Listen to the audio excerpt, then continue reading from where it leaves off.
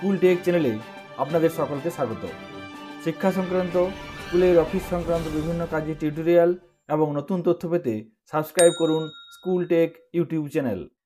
West Bengal board of secondary এডুকেশনের পক্ষ থেকে আজকে খুবই গুরুত্বপূর্ণ এবং জরুরি দুটি নোটিফিকেশন জারি করা হয়েছে, যার মধ্যে একটি নোটিফিকেশনের বিষয়বস্তু হল provision of missed submission of enrolment forms of registered candidates for মাধ্যমিক পরীক্ষা 2024।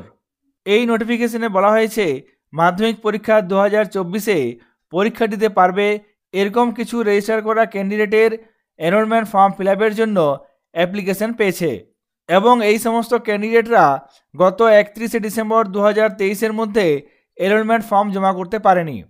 এই পরিস্থিতিতে মধ্যশিক্ষা পর্ষদ সেই সমস্ত রেজিস্টার করা ক্যান্ডিডেটদের এনরোলমেন্ট ফর্ম ফিল আপের জন্য ব্যবস্থা করেছে। এই সমস্ত ক্যান্ডিডেটদের এনরোলমেন্ট ফর্ম আগামী 10ই জানুয়ারি বিকেল 3টে পর্যন্ত জমা করা যাবে বোর্ডের নির্দিষ্ট রিজিওনাল অফিসে। অর্থাৎ 10ই জানুয়ারির মধ্যে সমস্ত ফর্ম ফিল আপের কাজ সেরে ফেলতে হবে, তারপরে আর কোনো ধরনের কোনো কাজ হবে না। West Bengal board of secondary এডুকেশনের পক্ষ থেকে আরও একটি জরুরি নোটিফিকেশন দেওয়া হয়েছে।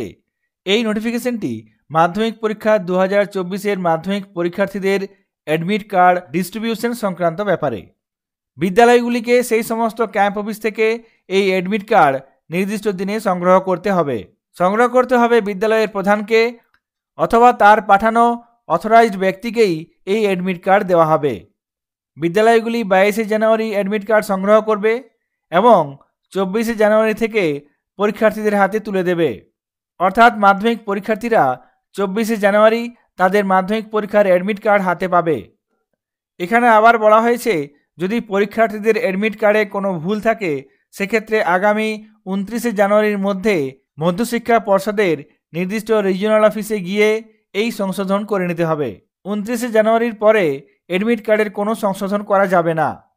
মধ্যশিক্ষা পর্ষদের নির্দিষ্ট রিজিওনাল অফিসে গিয়েই এই কাজটি করাতে হবে। West Bengal board of secondary এডুকেশনের পক্ষ থেকে প্রকাশিত এই দুটি গুরুত্বপূর্ণ নোটিফিকেশন আপনাদের সঙ্গে শেয়ার করলাম। সকলে ভালো থাকবেন, সুস্থ থাকবেন। ধন্যবাদ।